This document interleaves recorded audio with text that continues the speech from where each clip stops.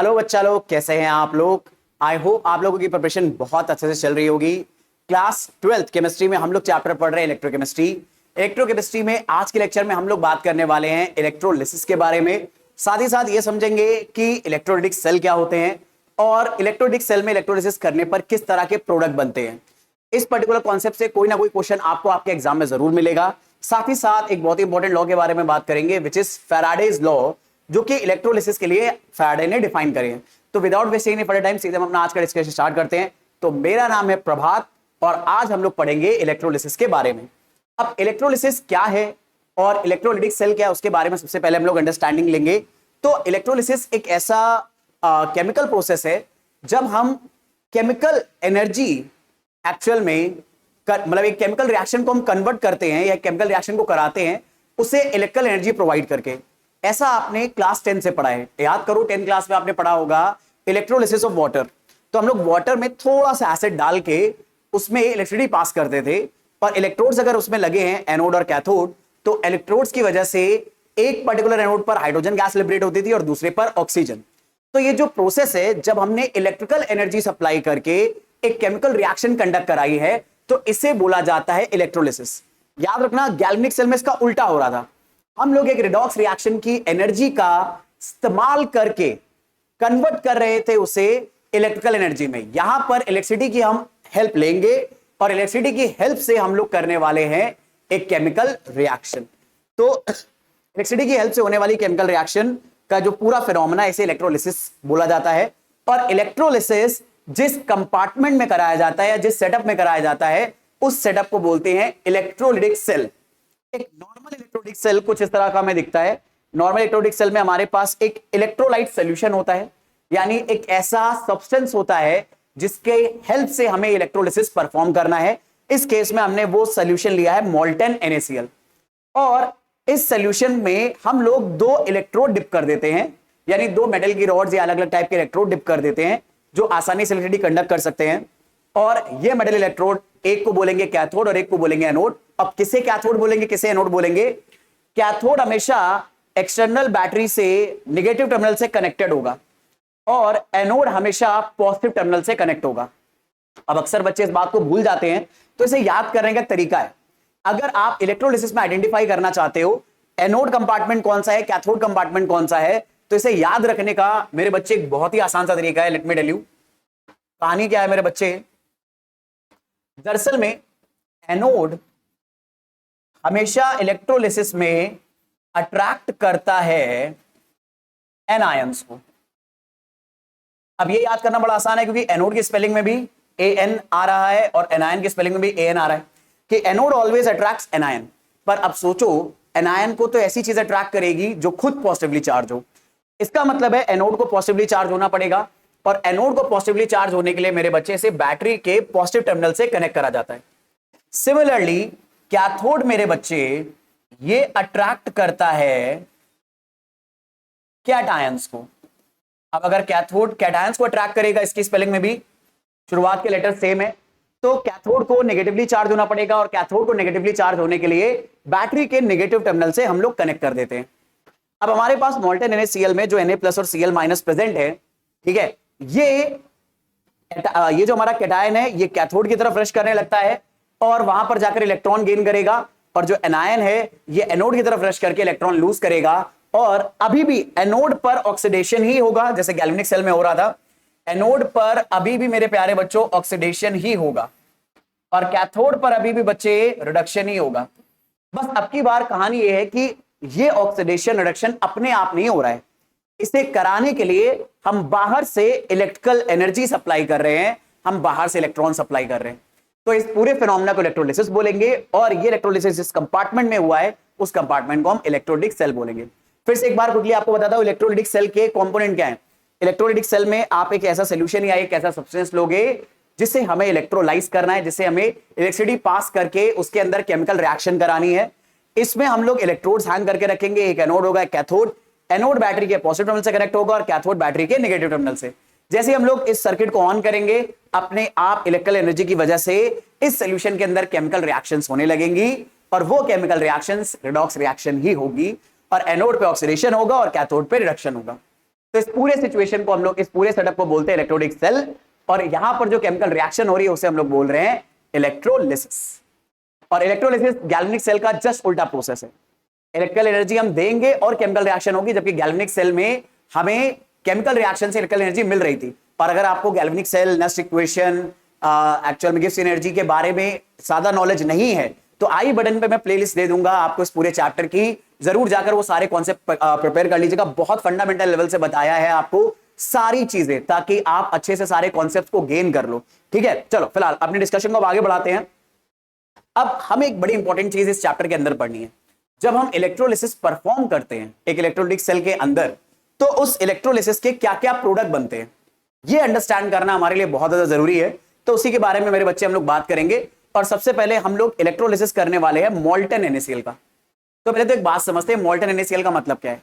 तो molten NaCl जैसे नाम बता रहा है, NaCl को हमने मेल्ट कर दिया है। ठीक है, अच्छा एक बात बताता हूं, मोल्टन NaCl को बहुत सारी बुक्स में मेरे बच्चे ऐसे लिखा होगा फ्यूज्ड NaCl। तो इसका मतलब भी मोल्टन NaCl ही होता है कि आपने NaCl, सोडियम क्लोराइड जो कॉमन सॉल्ट है, आपने इसे मेल्ट कर दिया है मेरे प्यारे बच्चों। ठीक है, तो आपने NaCl को मेल्ट करके रखा हुआ है और आप उसका इलेक्ट्रोलिसिस करने वाले हो। तो इलेक्ट्रोलिसिस के लिए आपने एक इलेक्ट्रोलिटिक सेल बना लिया है। इस इलेक्ट्रोलिटिक सेल में मेरे प्यारे बच्चे आप क्या कर रहे हो, आपने मोल्टन NaCl यहां पे भर लिया है। तो मैं यहां पे आपको बता दे रहा हूं, हम लोगों ने यहां पर मोल्टन NaCl लिया। अब सवाल है मोल्टन NaCl क्यों लिया है। दरअसल में जैसे ही हम लोग NaCl को मेल्ट करते हैं मेरे बच्चे, तो Na+ और Cl- आयन एक दूसरे से अलग अलग होने लगते हैं। तो हमारे पास इस सॉल्यूशन में Na+ आयन भी आ जाएंगे और Cl- आयन भी आ जाएंगे हमारे पास। तो इस सॉल्यूशन में बहुत सारे Na+ होंगे, बहुत सारे Cl- होंगे। ये Na+ Cl- सॉलिड NaCl में प्रेजेंट तो होते हैं, लेकिन फ्री नहीं होते मूव करने के लिए। लेकिन जैसे आप इन्हें मेल्ट कर दोगे तो मूव करने के लिए फ्री हो जाएंगे।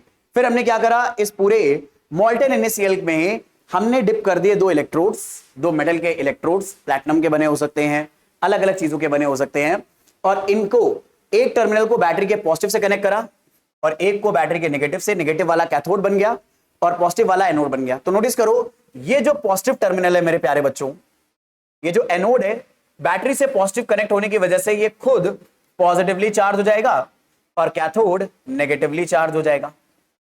अब जरा खुद अंडरस्टैंड करो, जैसे ही ये एनोड ये कैथोड नेगेटिवली चार्ज हुआ, ये अपने आप अट्रैक्ट करने लगेगा Na+ को अपनी तरफ, क्योंकि ये नेगेटिवली चार्ज है और सॉल्यूशन में कैटायन है, यानी पॉजिटिव चार्ज है Na+।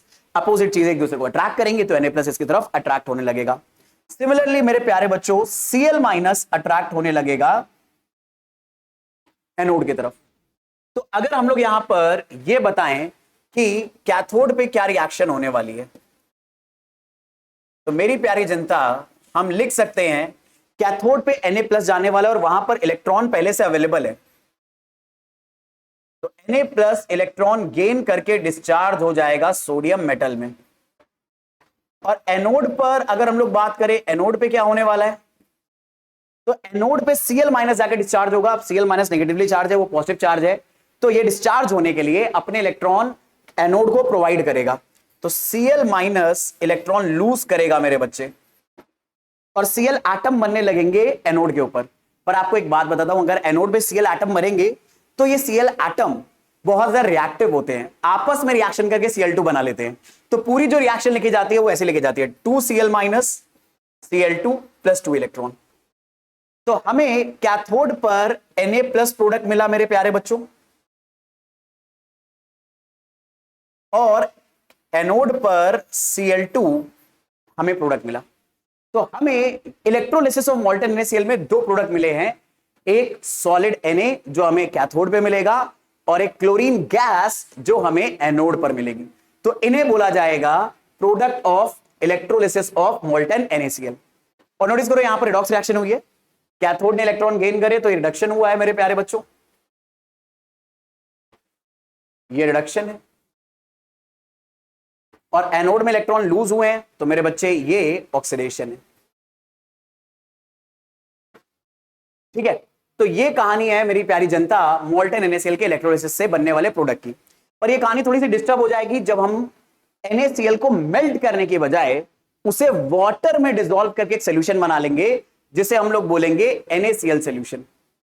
अब की बार एक बात अच्छे से समझना, हमें सोल्यूशन में मेरे प्यारे बच्चों मॉल्टन NaCl नहीं मिला है, हमें यहां पर मिला है NaCl का एक्वस सोल्यूशन। अब दिक्कत क्या है NaCl के एक्वस सोल्यूशन के साथ? दिक्कत मेरी जनता अब यह है कि अगर आपने NaCl को वाटर में डिसॉल्व कर दिया है तो आपको वाटर में सिर्फ Na प्लस और Cl माइनस आयन नहीं मिलेंगे। Na प्लस और Cl माइनस तो पक्का आएगा, और वो आएगा कहां से? Na प्लस आ जाएगा मेरे प्यारे बच्चों NaCl से, और Cl माइनस आ जाएगा NaCl से। पर क्योंकि वाटर खुद भी एक इलेक्ट्रोलाइट है, वाटर खुद अपने आयंस में डिसोसिएट होता है और वो यहां पर प्रोड्यूस कर देगा H प्लस आयन और OH माइनस आयन। तो अपने पास मेरे बच्चे अब की बार एक कैटायन और एक एनायन नहीं है, दो कैटायन और दो एनायन है। और हमें पता है कैटायंस कैथोड की तरफ जाकर डिस्चार्ज होना चाहेंगे, यानी अपना इलेक्ट्रॉन गेन करना चाहेंगे। एनायंस, अच्छा ये बात भी कान में अच्छे से बैठा लो दिमाग में कि एनायन जब एनोड पे जाता है तो इलेक्ट्रॉन लूज करता है, कैटायन जब कैथोड पे जाता है तो इलेक्ट्रॉन गेन करता है मेरे प्यारे बच्चों। ठीक है, अब सुनना, यहां पर कहानी ये है कि सिचुएशन ये है कि अब दो कैटायन हो गए हमारे पास। पहले तो एक ही था, तो जिसको भी डिस्चार्ज होना था वो Na प्लस ही हो सकता था, और तो कुछ नहीं हो सकता था। ठीक है, वो Na प्लस ही है जो डिस्चार्ज हो सकता था, और Cl माइनस ही है जो एनोड पे डिस्चार्ज हो सकता था। पर यहां पर अब दो दो कैटायन के बीच में झगड़ा है भाई, Na प्लस डिस्चार्ज हो या H प्लस डिस्चार्ज हो, तो या ऐसे यहां पर Cl माइनस डिस्चार्ज हो या OH माइनस डिस्चार्ज हो। तो हमारे पास जब चॉइस होती है तो एक्चुअल में ये कैथोड प्रेफरेबली पहले एक कैटायन को और एक एनायन को डिस्चार्ज करेगा, और फिर भी अगर हम लोग करंट पास करते रहेंगे और सारे जो प्रेफर होने वाले कैटायन और एनायन है अगर ये डिस्चार्ज हो गए तो उसके बाद फिर दूसरे वाले एनायन और कैटायन डिस्चार्ज होना स्टार्ट होते हैं। यानी यहां पर ऐसा नहीं होगा कि रैंडमली Na प्लस भी डिस्चार्ज हो जाए, H प्लस भी नहीं, जिसको एनर्जी कम रिक्वायर्ड है वो पहले डिस्चार्ज हो जाएगा। तो यहां पर ऐसा ऑब्जर्व करा गया है मेरे प्यारे बच्चों कि कैथोड पर, यह बड़ी इंटरेस्टिंग बात है आपके लिए, Na प्लस और H प्लस में से कैथोड पहले प्रिफर करता है H प्लस को अपने ऊपर डिस्चार्ज करना। क्यों? क्योंकि कैथोड वैसे नेगेटिवली चार्ज है, तो ये कैटायन को अपनी तरफ अट्रैक्ट करेगा, दोनों को बुला सकता था, दोनों में से पहले H प्लस को बुलाएगा क्योंकि H प्लस को डिस्चार्ज होने में कम एनर्जी की रिक्वायरमेंट होती है। ये बात हमें इलेक्ट्रोकेमिकल सीरीज बताती है। इलेक्ट्रोकेमिकल सीरीज में आपको याद है H प्लस का रिडक्शन पोटेंशियल 0 है और Na प्लस का नेगेटिव में है, यानी Na प्लस को डिस्चार्ज होने में ज्यादा एनर्जी लगती है मेरे बच्चे। जिस भी मेटल का इलेक्ट्रोड पोटेंशियल नेगेटिव होगा ना, उसे डिस्चार्ज होने में उतनी ज्यादा एनर्जी लगेगी। Na प्लस H प्लस से ज्यादा, Na प्लस का इलेक्ट्रोड पोटेंशियल H प्लस से कम है। ठीक है, तो इसी वजह से H प्लस को डिस्चार्ज होने में कम एनर्जी लगती है और Na प्लस को ज्यादा। आप इस चीज को एक्टिविटी सीरीज से भी सोच सकते हो। कैसे? एक्टिविटी सीरीज देखो, आपको पता है एक्टिविटी सीरीज में जो मेटल एक्टिव है वो सीरीज में ऊपर होते हैं और जो कम है वो नीचे होते हैं। तो आपको याद है सोडियम के नीचे होता है हाइड्रोजन। अब एक्टिविटी सीरीज में जो मेटल नीचे है या जो एलिमेंट नीचे है वो लेस रिएक्टिव है, लेस एक्टिव है, यानी उसके इलेक्ट्रॉन गेन करने की टेंडेंसी ज्यादा है मेरे बच्चे। तो Na प्लस और H प्लस में अगर कंपेयर करा जाए किसकी एनर्जी इलेक्ट्रॉन गेन करने की ज्यादा है? H प्लस की। इसीलिए कैथोड पहले, भाई पहले फुर्सत में, जैसे मान लो नहीं अगर पंगत लगी हुई है, लोग खाने के लिए बैठे हैं, तो भाई जिसको पहले भूख है वो पहले जाएगा। ठीक है, तो H प्लस क्या होगा, पहले जाकर रिडक्शन करने लगता है कैथोड पे। अब Cl माइनस और OH माइनस के बारे में अगर बात करें तो यहां पर एक्चुअल में जीत जाता है Cl माइनस ही, और Cl माइनस जाकर ये जो एनोड पर पॉजिटिव चार्ज आया है, ये इन दोनों में से Cl माइनस को अपनी तरफ मेरे प्यारे बच्चों अट्रैक्ट करता है, और Cl माइनस को अट्रैक्ट करके अपने ऊपर डिस्चार्ज करता है। तो सोल्यूशन में हमारे पास दो चीजें बच जाएंगी, Na प्लस और OH माइनस। और आपको याद होगा क्लास 11 में आपने पढ़ा होगा कास्टनर केल्नर सेल NaOH को बनाने का प्रोसेस, तो NaCl का इलेक्ट्रोलिसिस करके, जिसे हम ब्राइन सोल्यूशन बोलते हैं, उसका इलेक्ट्रोलिसिस करके बनता है, और ये बात आपने वहां पर भी पढ़ी होगी। ठीक है, तो यहां पर जब एक से ज्यादा कैटायन और एक से ज्यादा एनायन होंगे तो इलेक्ट्रोलिसिस में प्रोडक्ट ऑफ इलेक्ट्रोलिसिस बदलेगा और कैटायन और anion correspondingly cathode and anode पर एक प्रेफरेंस में जाकर डिस्चार्ज होंगे। पहले H प्लस और Cl माइनस डिस्चार्ज होगा, जब सोल्यूशन में से सारा H प्लस सारा Cl माइनस खत्म हो जाएगा तब जाकर Na प्लस और OH माइनस डिस्चार्ज होना स्टार्ट होगा। अगर तब तक आप एनर्जी प्रोवाइड करते रहते हो, करंट प्रोवाइड करते रहते हो, तो ठीक है, तो यहां पर मेरी जनता रिएक्शन हमें कैसे दिखाई देगी अगर हम लोग बात करें कैथोड पर और एनोड पर। तो कैथोड पर मेरे प्यारे बच्चों H+ जाकर डिस्चार्ज हो रहा है, H+ इलेक्ट्रॉन गेन करके H एटम बनाएगा, पर H एटम बहुत ज्यादा रिएक्टिव होते हैं। ऐसे बहुत भाई एक H+ थोड़ी है, यहां पर हमारे पास करोड़ों अरबों बिलियंस एंड मिलियंस में H+ होंगे, तो जाकर डिस्चार्ज हो रहे होंगे, और ये H+ जब डिस्चार्ज होते हैं तो H2 बना लेते हैं मेरे बच्चे। हाइड्रोजन एटम बनेंगे, हाइड्रोजन एटम इतने ज्यादा रिएक्टिव है कि वो आपस में कंबाइन होकर H2 बना लेंगे। क्या आपके दिमाग में इमेज बनी इस बात की? अपने दिमाग में एक बात सोचो, H+ आयन जिसको एक इलेक्ट्रॉन की कमी है, इसको एक इलेक्ट्रॉन गेन करके H एटम बनाना है, तो ये कैथोड पर बनाएगा, पर जैसे बहुत सारे H एटम बनेंगे तो ये H एटम आपस में रिएक्शन करके H2 बना लेंगे। सेम चीज मेरे बच्चे एनोड पर होने वाली है, बट एनोड पे Cl- जाने वाला है, तो Cl- इलेक्ट्रॉन लूज करके Cl2 बनाता है। एक्चुअल में 2 Cl- बनाते हैं Cl2। तो ये रिएक्शन होने वाली है कैथोड और एनोड पे। अगर हम NaCl एक्वस फॉर्म में ले लें तो आप नोटिस करो, जब हम मोल्टेन NaCl ले रहे थे तो Na और Cl2 बन रहा था कैथोड और एनोड पे। जब हमने यही एक्वस ले लिया, बस वाटर में डिसॉल्व कर दिया, वाटर में डिसॉल्व करते ही कहानी सारी बदल गई, ये H2 और Cl2 बनने लगा मेरे प्यारे बच्चों। तो यानी कहने का मतलब यह है कि बार बार इलेक्ट्रोलिसिस के प्रोडक्ट बदलते हैं। चल आगे, अब हमें कैसे पता चलेगा यार कौन सा प्रोडक्ट हमें बनाना है? तो इसके लिए हमें दी गई है preferential discharge theory. Preferential discharge theory यह बताती है इलेक्ट्रोलिसिस के दौरान अगर आपके पास एक से ज्यादा कैटायन अवेलेबल है और एक से ज्यादा एनायन अवेलेबल है, तो उनमें से कौन पहले डिस्चार्ज होना प्रेफर करेगा। तो यह बात यहां पे लिखा है, in different type of ions, ठीक है, they are attracted towards a particular electrode, then the one which needs least energy, जिसको सबसे कम एनर्जी की रिक्वायरमेंट है वो सबसे पहले डिस्चार्ज होगा। सिंपल सी बात। अब हमें पता कैसे चलेगा किसको सबसे कम एनर्जी की रिक्वायरमेंट है? तो उसके लिए आपको ये सीरीज दी जाती है। पॉजिटिव आयन जो सबसे कॉमन आपके पास है, आपको मैंने बताया एक्टिविटी सीरीज के हिसाब से आप देख सकते हो पॉजिटिव आयन को, कि एक्टिविटी सीरीज, भाई पॉजिटिव आयन मोस्टली मेटल बनाएगा ना, और मेटल के लिए हमने ऑलरेडी क्या बना रखी है? Activity series. एक्टिविटी सीरीज में जो मेटल नीचे आएगा मेरे बच्चे, वो सबसे पहले डिस्चार्ज होगा। तो इसलिए देखो Na+ सबसे लास्ट में डिस्चार्ज हो रहा है, Mg2+ उससे पहले डिस्चार्ज हो रहा है, Al3+ उससे पहले डिस्चार्ज होगा, H+ उससे पहले डिस्चार्ज होगा, और Cu2+, कॉपर तो हाइड्रोजन के भी नीचे आता है, तो इसलिए कॉपर के डिस्चार्ज होने की टेंडेंसी H+ से भी पहले ज्यादा है। यानी अगर H+ और कॉपर आयन के बीच में लड़ाई झगड़ा है डिस्चार्ज होने का, तो कॉपर आयन जीत जाएंगे। तो ये टेंडेंसी आपको दे रखी है, more likely to be discharge. Anions जो सबसे कॉमन आपको मिलते हैं वो sulphate, nitrate, hydroxide, chloride, bromide, iodide मिलते हैं। तो इनमें ये ऑर्डर है, सल्फेट सबसे लेस टेंडेंसी होती है उसके डिस्चार्ज होने की, और इसके पीछे रीजन क्या है? आइडिया बड़ा सिंपल है। सल्फेट में मेरे प्यारे बच्चों सल्फर का ऑक्सीडेशन नंबर +6 है। अब आपको पता है एनायन कैथोड पे जाता है, और एनायन एनोड पे जाएगा, और एनोड पे क्या होने वाला? ऑक्सीडेशन, याद है ना? एनायन मेरे प्यारे बच्चों, एनायन एनोड पर जाएगा, और एनोड पर क्या होगा? ऑक्सीडेशन। तो थोड़ा सोचो, सल्फेट एनायन किसकी तरफ अट्रैक्ट होगा? एनोड की तरफ, और एनोड पे से ऑक्सीडेशन करना है, पर सल्फर ऑलरेडी अपनी मैक्सिमम ऑक्सीडेशन स्टेट में +6 में, तो इसका ऑक्सीडाइज होना बहुत मुश्किल है। इसे ऑक्सीडाइज करने के लिए बहुत ज्यादा एनर्जी की रिक्वायरमेंट पड़ेगी, और इसीलिए इसके लीस्ट चांस है ऑक्सीडाइज होने के। इसके बाद नाइट्रेट के, फिर हाइड्रोक्साइड के, फिर Cl- के, फिर Br- के, और फिर I- के। I- का ऑक्सीडाइज होना सबसे आसान है, इसलिए सबसे पहले वो ऑक्सीडाइज हो जाएगा। ठीक है, I hope everyone is getting this idea. अच्छा, हो सकता है किसी के मन में फ्लोराइड का डाउट आ रहा हो, तो फ्लोराइड उसके पहले आ जाएगा, कोई दिक्कत नहीं।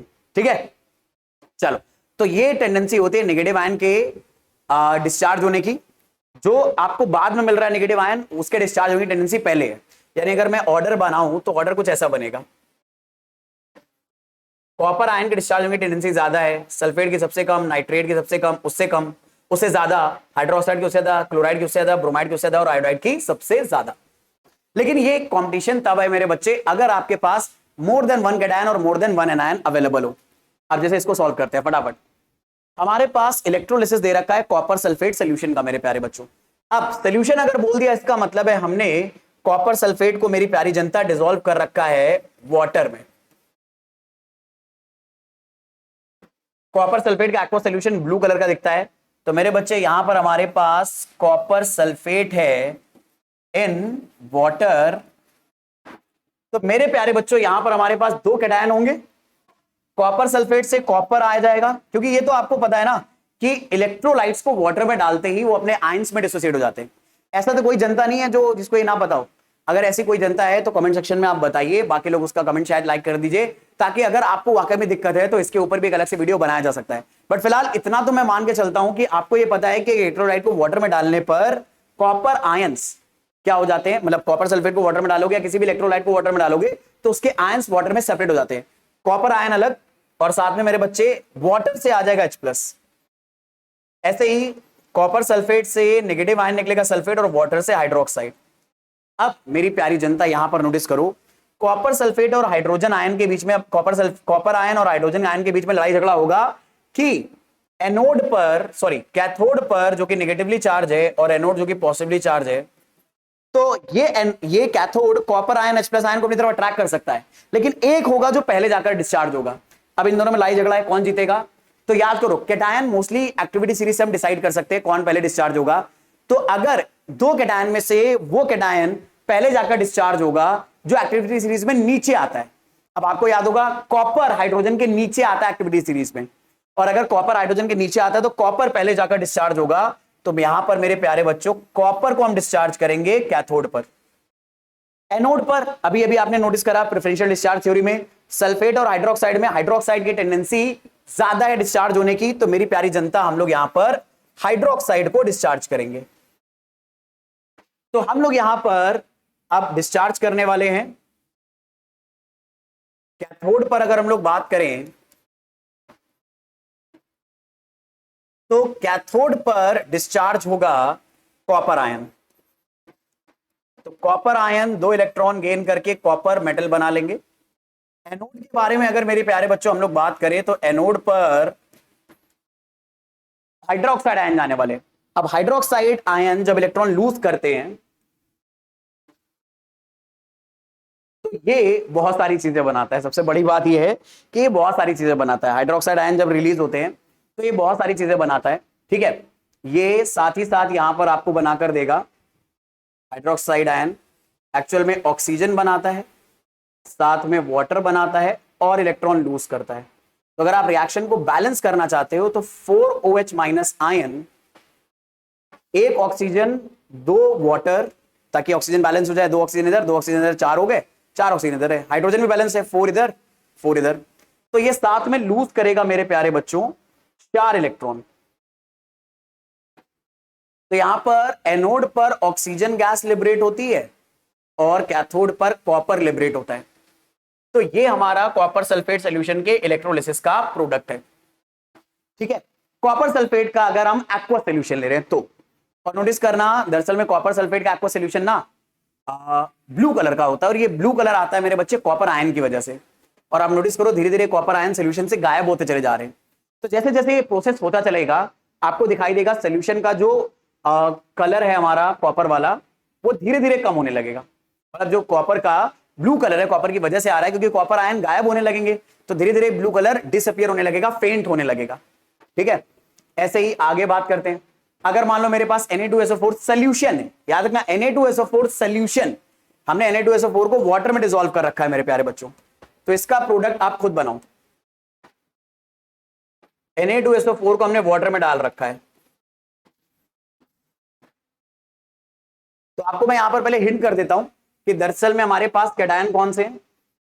Na+ आएगा Na2SO4 से और H+ आएगा वाटर से, सल्फेट आएगा Na2SO4 से और OH- आएगा वाटर से।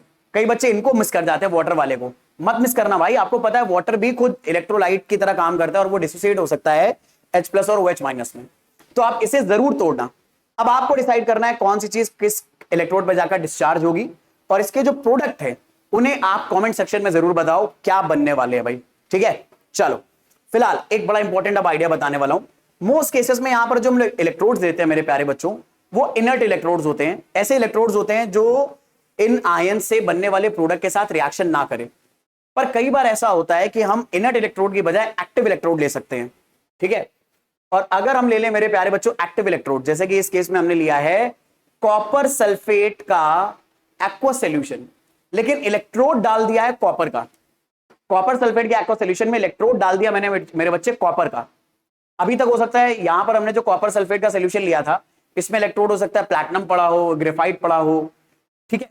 लेकिन अब की बार हमने कॉपर सल्फेट के सोल्यूशन में मेरे प्यारे बच्चों कॉपर के इलेक्ट्रोड डाल दिए, तो ऐसा करते ही सारी कहानी बदल जाती है। सुनना हो क्या रहा है यहां पर, नोटिस करो, ऑब्जर्वेशन का सारा गेम है। अगर आप ऑब्जर्वेशन कर रहे हो, मेरी बातों को ध्यान से सुन रहे हो, दिमाग में बैठाल रहे हो, ट्रस्ट मी आपको कॉन्सेप्ट बड़े आराम से समझ में आ जाएगा और आपसे क्वेश्चन गलत होने के चांसेस, प्रोबेबिलिटी बहुत ज्यादा रिड्यूस हो जाएगी।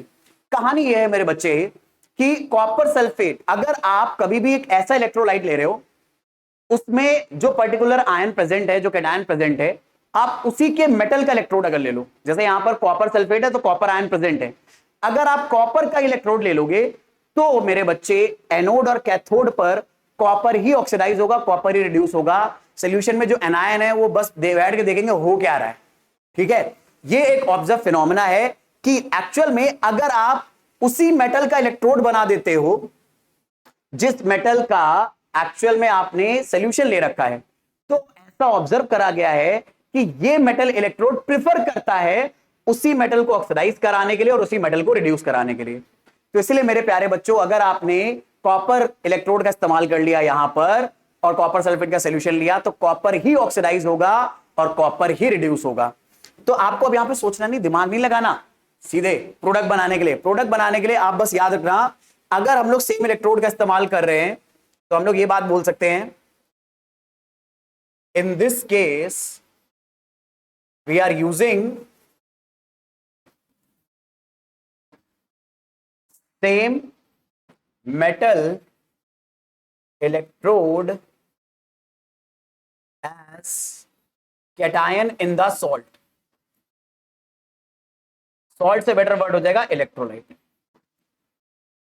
और जब भी हम ऐसा करेंगे कि हम सेम मेटल का इलेक्ट्रोड इस्तेमाल करें जो इलेक्ट्रोलाइट का कैटायन है, तो कैटायन ही, मतलब यही हमारा कैटायन ऑक्सीडाइज भी होगा, यही रिड्यूस भी होगा, मतलब सॉरी कैटायन नहीं, यही मेटल ऑक्सीडाइज भी होगा, कॉपर ऑक्सीडाइज भी होगा, कॉपर रिड्यूस भी होगा। तो मेरे बच्चे, अगर मैं यहां पर, मेरी प्यारी जनता, कैथोड पे रिएक्शन लिखूं तो आपको याद है ना, कैथोड पे रिडक्शन होगा मेरे प्यारे बच्चों, तो कॉपर को ही रिड्यूस करना है, तो कॉपर Cu2+ वाला रिड्यूस होगा। और एनोड पर मेरे प्यारे बच्चों कॉपर ऑक्सीडाइज होगा, तो Cu वाला कॉपर ऑक्सीडाइज होगा, Cu2+ को और आगे ऑक्सीडाइज नहीं कर सकते, ये Cu2+ में कन्वर्ट हो जाएगा, ठीक है। तो देखो नोटिस करो, कॉपर ही रिड्यूस हो रहा है और कॉपर ही ऑक्सीडाइज हो रहा है। जो चीज आप यहां पर देख सकते हो, देखो ये बैटरी के पॉजिटिव टर्मिनल से अगर ये इलेक्ट्रोड कनेक्टेड है तो मेरे बच्चे आपको पता है ये पॉजिटिव इलेक्ट्रोड हो गया, पॉजिटिव इलेक्ट्रोड नेगेटिव आयन को अपनी तरफ अट्रैक्ट करता है, तो ये एनोड हो गया, ये कैथोड हो गया, ठीक है। ये वाली बात तो क्लियर है। तो एनोड पर ऑक्सीडेशन होने वाला है, तो ये कॉपर का हमने इलेक्ट्रोड ले रखा है, धीरे धीरे इसमें से कॉपर आयन बाहर निकलेंगे, ठीक है। कॉपर सल्फेट का सोल्यूशन है हमारे पास, ठीक है, अच्छी बात है, कॉपर आयन है, सल्फेट आयन है, लेकिन एनोड से क्या निकलेंगे, कॉपर आयन, ठीक है। तो ये कॉपर आयन कहां पहुंच गए, कैथोड पर, और कॉपर आयन इलेक्ट्रॉन गेन करके क्या बना रहे हैं, कॉपर एटम। तो नोटिस करो, ये इलेक्ट्रॉन गेन करके क्या बनाने लगे, कॉपर एटम। मेरे बच्चे देखो, ये इलेक्ट्रॉन गेन हो रहा है, कॉपर एटम बन रहा है, कॉपर एटम इसके ऊपर डिपॉजिट होता चला जाएगा और इसकी लेयर थिक होती चली जाएगी, और ये कॉपर आयन को क्या करता रहेगा, लूज। देखो कॉपर एटम ने कॉपर आयन बनाए और ये कॉपर एटम कॉपर आयन से बनके सोल्यूशन में चले गए, ठीक है। तो कुल मिला के कॉपर ही ऑक्सीडाइज हो रहा है और कॉपर ही रिड्यूस। सुनना हो क्या रहा है, कॉपर आयन सोल्यूशन से निकले, वो कैथोड पे जाकर कॉपर में कन्वर्ट हो गए, इन्होंने कैथोड पे जाकर कॉपर आयन इलेक्ट्रॉन गेन करे, कॉपर में कन्वर्ट हो गए, तो धीरे धीरे कॉपर यहां पर डिपॉजिट होने लगेगा, ये एनोड थोड़ा थोड़ा सॉरी ये कैथोड थोड़ा थोड़ा मोटा होने लगेगा क्योंकि कॉपर इसके ऊपर डिपॉजिट हो रहा है।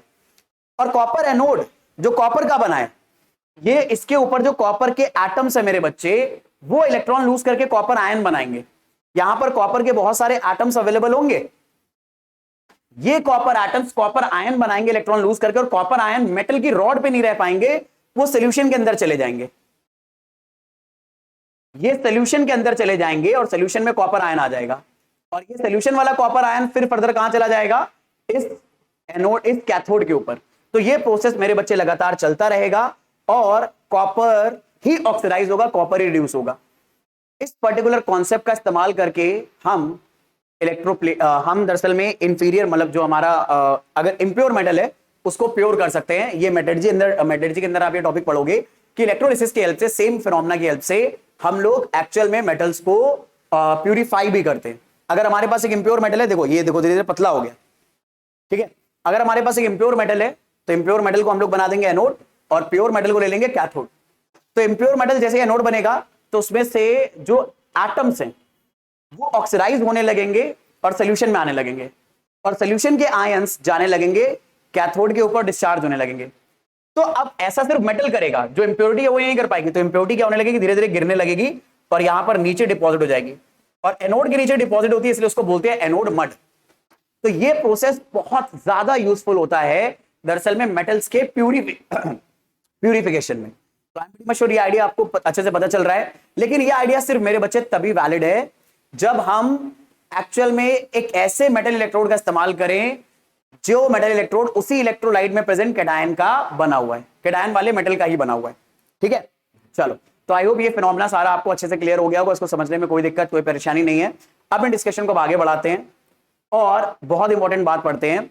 दरअसल में हमने यहां पर ये देखा है मेरे बच्चे कि इलेक्ट्रिकल एनर्जी यानी इलेक्ट्रॉन्स को गेन और लूज कराकर हम यहां पर केमिकल रिएक्शंस कंडक्ट कर रहे हैं। हमारे कैथोड के ऊपर कैथोड पे रिडक्शन हो रहा है, एनोड पे ऑक्सीडेशन हो रहा है, जिसकी वजह से अलग अलग टाइप के प्रोडक्ट्स हमें एनोड और कैथोड पर मिलते हैं। अब अमाउंट ऑफ प्रोडक्ट कितना बनेगा, कितना इलेक्ट्रिसिटी पास करने पर, इन सारी चीजों का डिस्कशन बहुत ही कमाल के साइंटिस्ट है फैराडे जिन्होंने करा है। तो हम लोग उसी के बारे में पढ़ने वाले हैं। हम लोग पढ़ने वाले हैं फैराडेज लॉ ऑफ इलेक्ट्रोलिसिस। लेकिन फैराडे लॉ ऑफ इलेक्ट्रोलिसिस को पढ़ने से पहले हमें एक चीज समझनी है कि फैराडे क्या है। हालांकि गैल्वेनिक सेल वाले टॉपिक में मैंने आपको 1 फैराडे बताया है, बट फिर से बता देता हूं कि एक्चुअल में फैराडे इलेक्ट्रिक चार्ज को मेजर करने की कूलम की तरह एक यूनिट है, पर कूलम से बड़ी है। तो Faraday is a unit to measure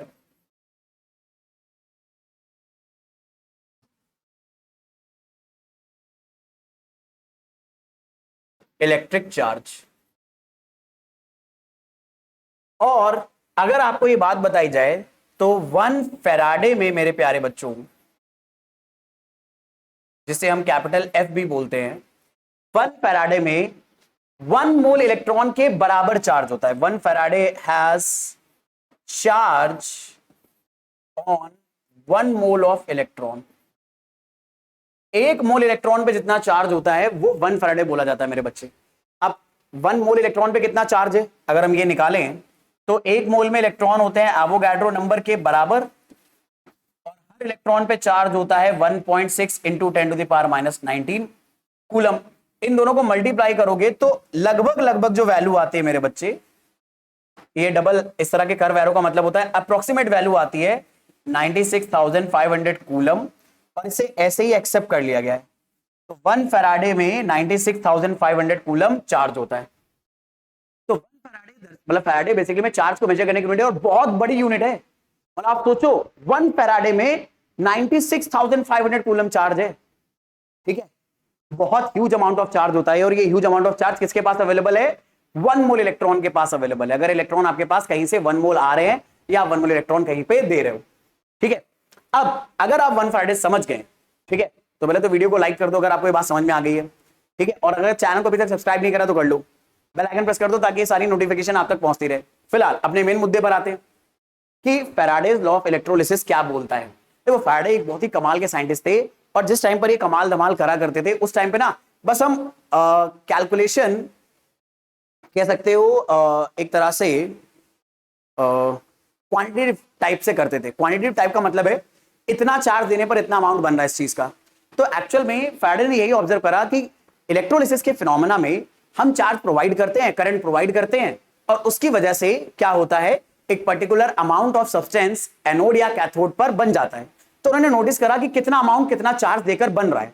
तो उन्होंने ये बड़ी सिंपल सी बात बताई अपने फर्स्ट लॉ में कि जब भी हम इलेक्ट्रोलिसिस करेंगे, अच्छा ये सारे लॉ बने हैं इलेक्ट्रोलिसिस को डिफाइन करने के लिए, तो उन्होंने बताया कि जब भी इलेक्ट्रोलिसिस हम परफॉर्म करेंगे तो अमाउंट ऑफ केमिकल रिएक्शन या जो केमिकल सब्सटेंस बन रहा है, ठीक है, तो amount of chemical substance occurs at any electrode during electrolysis by a current is proportional to the quantity of electricity passed through the electrolyte। चाहे वो सोल्यूशन में हो चाहे मेल्ट में हो। बड़ी अजीब सी बात देखिए, सिंपल सा पॉइंट ये है, मान लो जब हम इलेक्ट्रोलिसिस कर रहे हैं मेरे बच्चे, जैसे यहां पर कॉपर का इलेक्ट्रोलिसिस कर रहे हैं, इससे पहले हम लोग क्या नाम है Na2SO4 का इलेक्ट्रोलिसिस कर रहे थे, हमने कॉपर सल्फेट का इलेक्ट्रोलिसिस करा, तो बहुत सारा अलग अलग अमाउंट कॉपर का और ऑक्सीजन का कैथोड एनोड पे प्रोड्यूस हुआ होगा। तो कितना अमाउंट प्रोड्यूस हुआ है वो डिपेंड करेगा हम कितनी इलेक्ट्रिसिटी पास कर रहे हैं, यानी W डायरेक्टली प्रोपोर्शनल होगा मेरे बच्चे amount of current pass, amount of charge pass through the solution. यहां पे मेरे प्यारे बच्चों अगर हम लोग बात करें W amount of substance discharge है,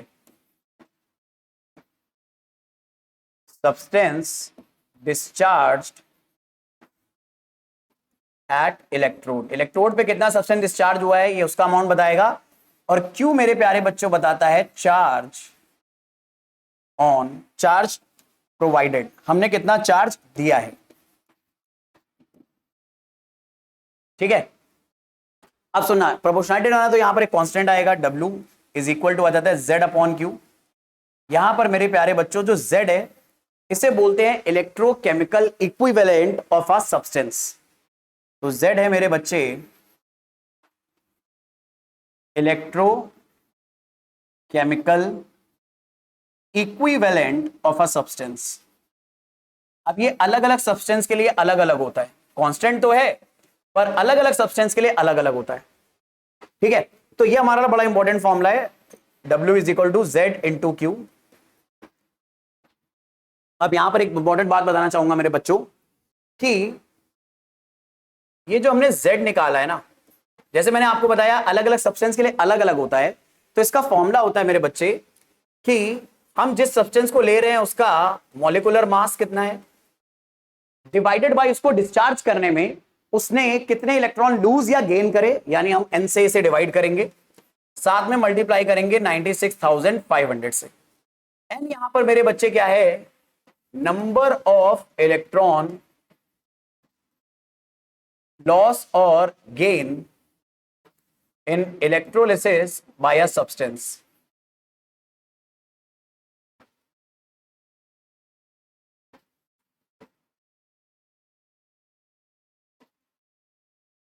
ठीक है, अगर जैसे आप सोडियम ले रहे हो तो यहां पर सोडियम का मॉलिक्यूलर मास रखना, सोडियम को डिस्चार्ज होने में कितने इलेक्ट्रॉन लगेंगे, वो इलेक्ट्रॉन गेन करेगा तो N की वैल्यू 1 लेना। Cl2 अगर लोगे तो Cl2 का मॉलिक्यूलर मास 71 होता है, वो लेना। उसको लूज, उसको Cl2 बनने में कितने इलेक्ट्रॉन लूज करने पड़ते हैं, 2 लूज करने पड़ते हैं, तो N की वैल्यू 2 ले लेना। तो इस तरह से आप अलग अलग एलिमेंट के Z निकाल सकते हो मेरे बच्चे।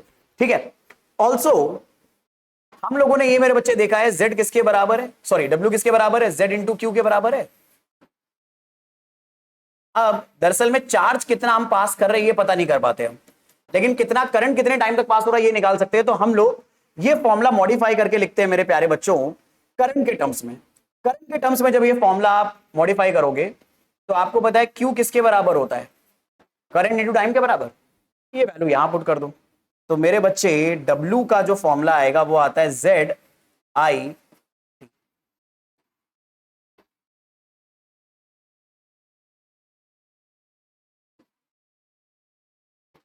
ठीक है, W का फॉर्मूला आता है ZIT। तो ये दोनों फॉर्मूले हमारे लिए भयंकर मोस्ट इंपोर्टेंट फॉर्मूले हो जाएंगे, BMI टाइप के फॉर्मूले हो जाएंगे, इन्हें ध्यान रखना मेरी जनता। ठीक है, ये मत भूलना कि ये फॉर्मूले BMI टाइप के फॉर्मूले हैं।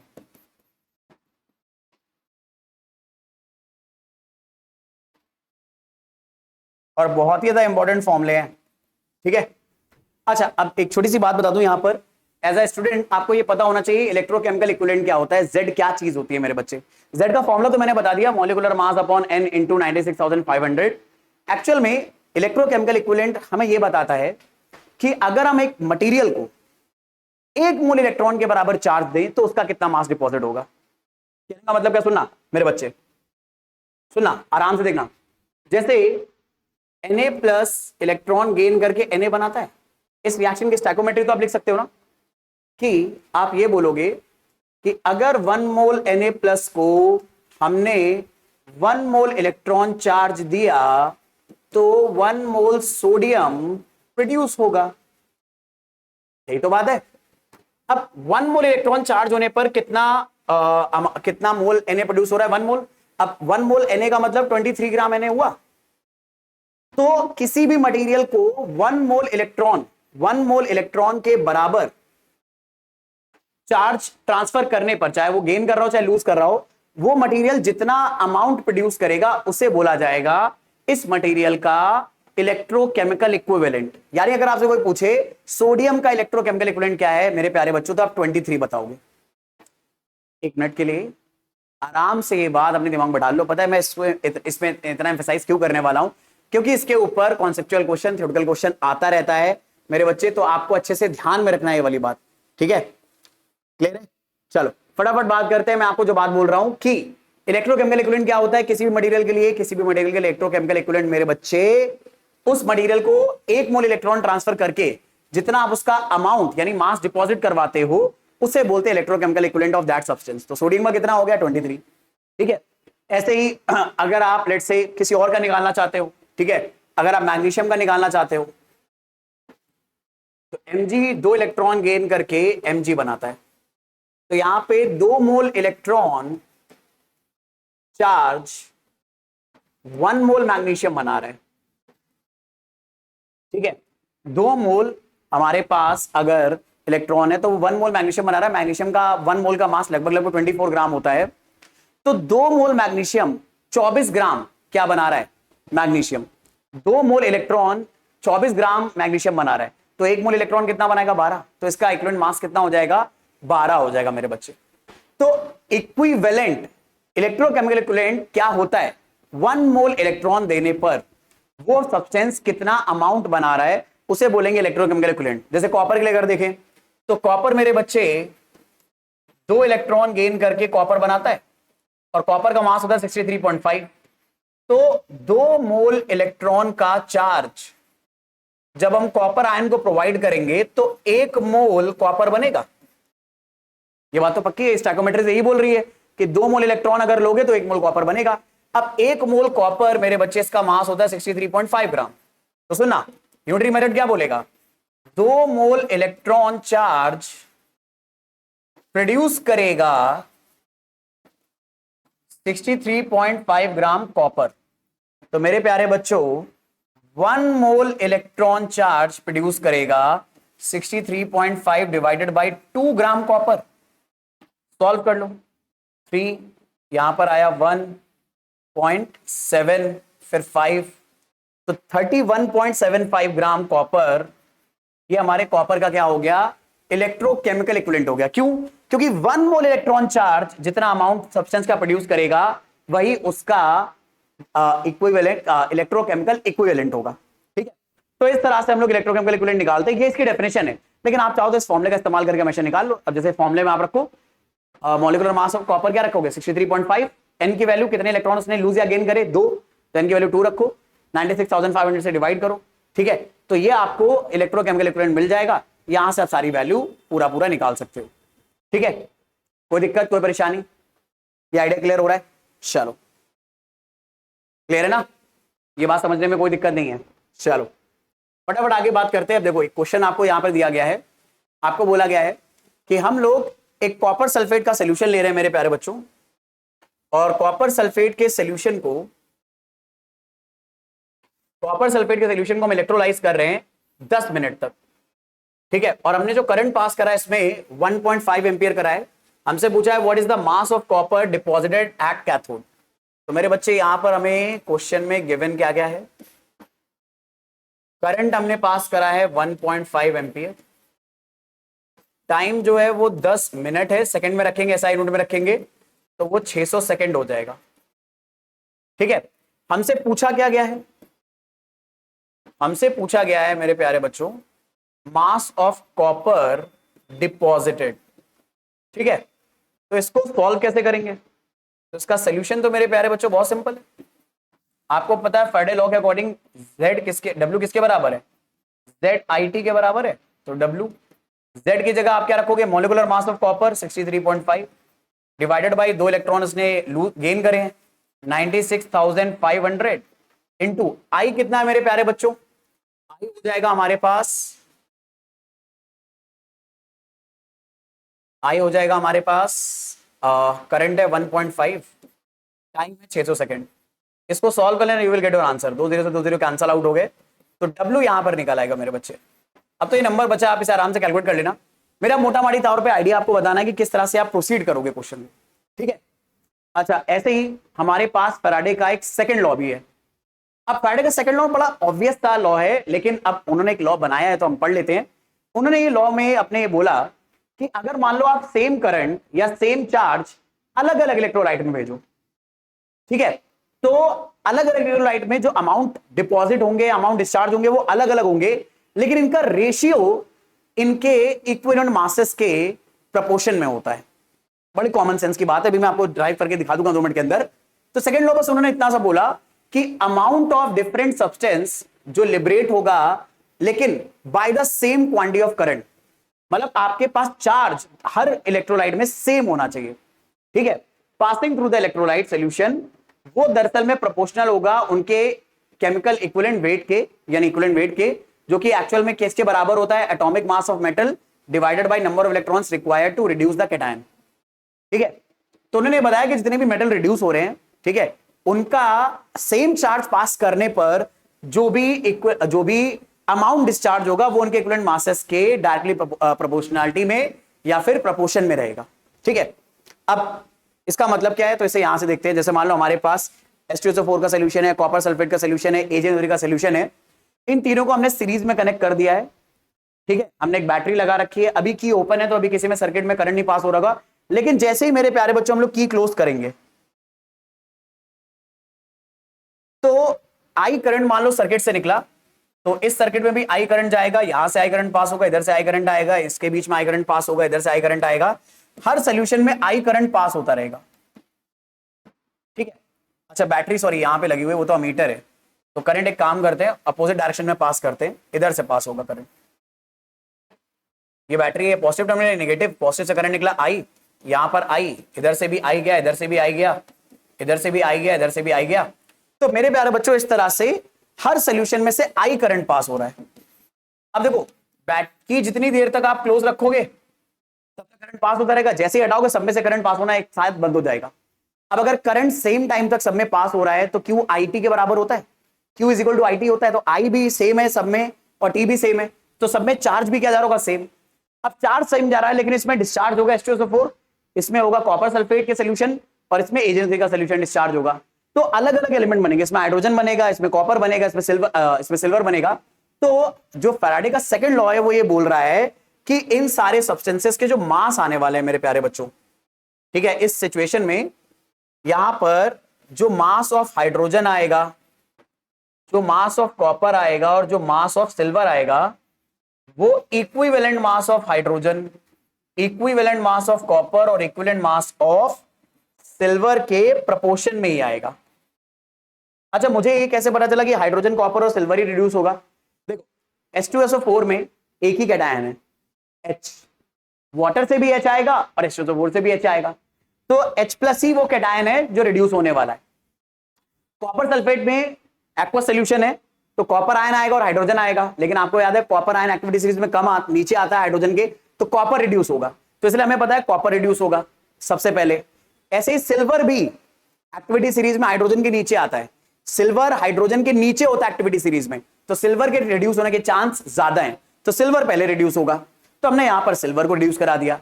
तो इनके जो अमाउंट डिस्चार्ज होंगे वो सब इनके इक्विवेलेंट मासेस के रेशियो में आएंगे। अब ये चीज कैसे पता चली कि भाई इक्विवेलेंट मासेस के रेशियो में आएगा? हालांकि ये बात फैराडे को पता चली थी एक्सपेरिमेंटल डेटा से, वो बार बार एक्सपेरिमेंट कर रहे थे, सेम चार्ज पास कर रहे थे, बार बार सोल्यूशन को चेंज कर रहे थे और वो इन मासेस को देख रहे थे, तो देख रहे थे बार बार मासेस का जो रेशियो आ रहा है इक्विवेलेंट मासेस के बराबर ही, मतलब प्रोपोर्शन में आ रहा है, तो उन्होंने लॉ बना दिया। लेकिन हम थ्योरेटिकली कैसे समझ लें, क्योंकि हमारे पास अभी एक्सपेरिमेंट करने का मौका तो नहीं है, तो थ्योरेटिकल फैक्ट से भी प्रूव हो सकता है। देखो कैसे, सुना मेरे बच्चे, मास ऑफ हाइड्रोजन जो रिड्यूस होगा वो दरअसल में होगा molecular mass of hydrogen divided by n into 96,500 into I into T. भाई फैराडे लॉ अप्लाई कर दिया हमने बस। अब आपको एक बात बताता हूं, molecular mass of hydrogen divided by n जो है, इसे हम लोग इक्विवेलेंट मास ऑफ हाइड्रोजन भी बोल सकते हैं। बोल सकते नहीं, ये डेफिनेशन ही है इक्विवेलेंट मास की। अगर आपको पता है तो अच्छी बात है, नहीं तो आप इसे अभी ध्यान रख सकते हो। Similarly molecular mass of copper अगर हम लोग लें तो ये आ जाएगा इसी तरह से, equivalent mass of copper divided by 96,500 into I into D. Let's say this is question number 1, this is 2. Similarly मेरे बच्चे इक्विवेलेंट मास ऑफ सिल्वर आप जो डिपॉजिट निकालना चाहते हो अगर वो निकालोगे तो आएगा equivalent mass of silver divided by 96,500 into I into T मेरे प्यारे बच्चों। ये हो गई क्वेश्चन नंबर 3। जरा इन तीनों का रेशियो लो। अगर आप इन तीनों का रेशियो लोगे तो equivalent mass of hydrogen ratio with mass of copper ratio with mass of silver, आप नोटिस करो 96,500 IT तीनों में से कैंसिल आउट हो जाएगा, सिर्फ बचेंगे क्या, इक्विवेलेंट मासेस।